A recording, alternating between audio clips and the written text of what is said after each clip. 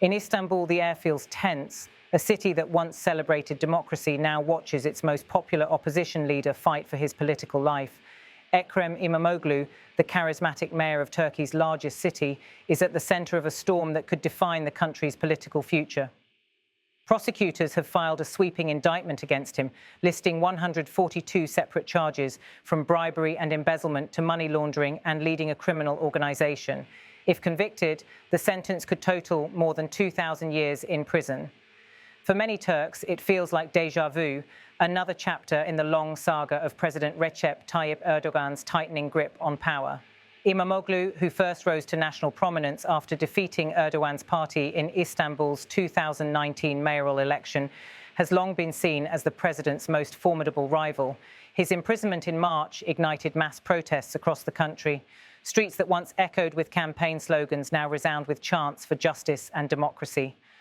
In the early footage, Imamoglu walks confidently through a sea of supporters, waving as the crowd cheers his name. He holds his mayoral mandate high, a symbol of legitimacy and defiance. His supporters call him the People's Mayor, a man who represents urban, secular Turkey against the conservative bloc that has ruled for over 2 decades.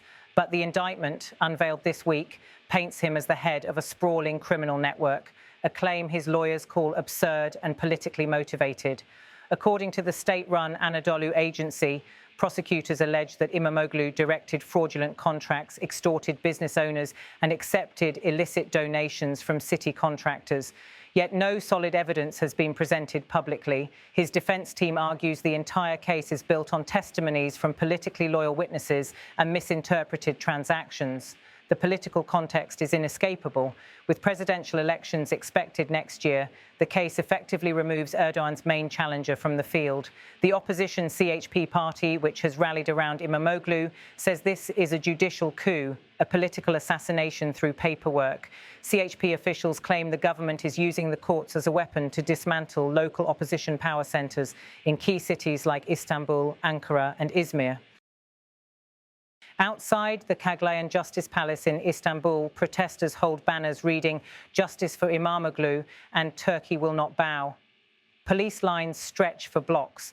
Among the demonstrators are students, municipal workers and retired civil servants, many of them veterans of the 2013 Gezi Park protests. This isn't just about Imamoglu, one protester says. It's about our right to vote and be heard. Imamoglu's story resonates because it mirrors Turkey's own contradictions, a country torn between modernization and authoritarianism.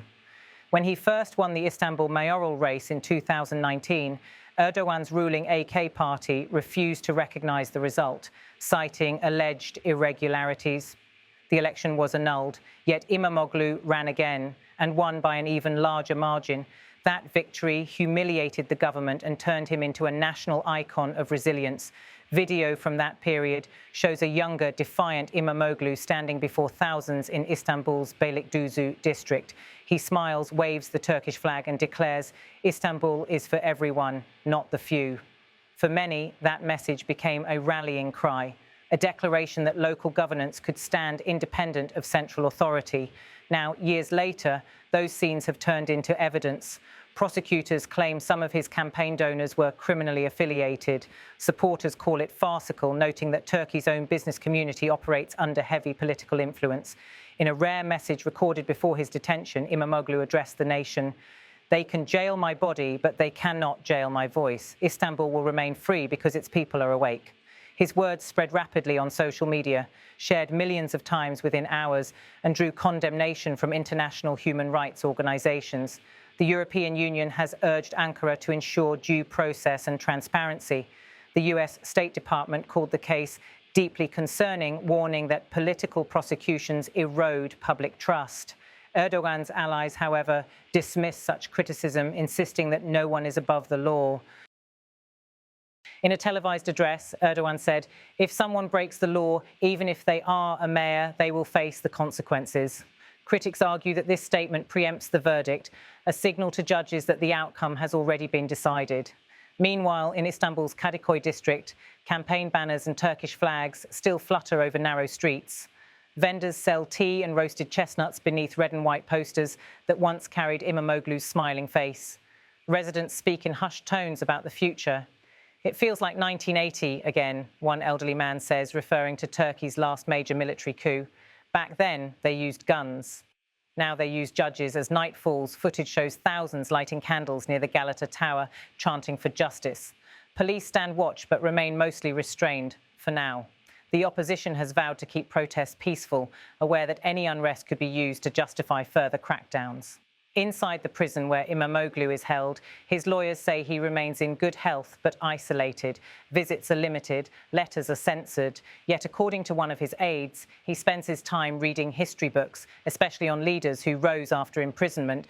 Political analysts see parallels between Imamoglu's trial and past power struggles in Turkish politics. Erdogan himself was once jailed in 1999 for reciting a poem deemed incitement. That imprisonment transformed him from a local mayor into a national figure, a martyr for conservative voters. Ironically, Imamoglu's supporters now say history may repeat itself. As the case proceeds, the government-controlled media has intensified its campaign against the opposition, broadcasting nightly segments that accuse CHP officials of corruption and foreign ties. Pro-government pundits describe Imamoglu as a traitor in a suit, while independent journalists face pressure for covering the trial critically. In Ankara, parliament sessions have turned chaotic. Opposition lawmakers wave Imamoglu's picture in the chamber, shouting "Justice for Istanbul," before being escorted out by security.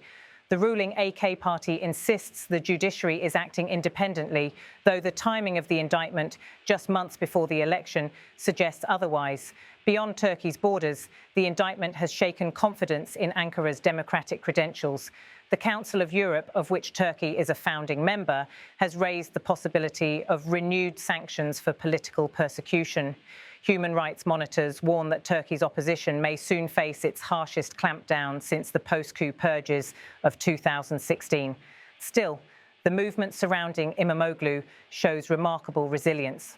Across Turkish cities, citizens organise nightly solidarity gatherings, concerts, poetry readings, and silent marches. At one event, a musician sang an old protest song from the 1970s. They can lock the gates, but not the hearts. Journalists covering the trial describe an atmosphere of intimidation. Court hearings are closed to cameras, and defence lawyers complain of limited access to case files. Some foreign reporters have had their press credentials revoked. Yet the story keeps spreading online, powered by a digital generation that refuses to stay silent. In Istanbul, murals of Imamoglu appear overnight on building walls, painted by anonymous artists. His image, calm, defiant, stands beside words like "hope cannot be imprisoned." The government often orders them painted over, but new ones emerge within days. As Turkey approaches another critical election, the Imamoglu case could define not only one man's fate, but also the nation's democratic future. For the ruling elite, it's about preserving control. For millions of ordinary Turks, it's about reclaiming a sense of fairness lost to political fear. Inside his last public rally before arrest, Imamoglu's voice echoed through Istanbul's Taksim Square. "We will not surrender our will.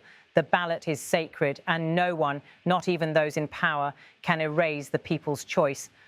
Those words, recorded under a sea of waving flags, now serve as a testament to defiance, the kind that history often remembers when power begins to overreach.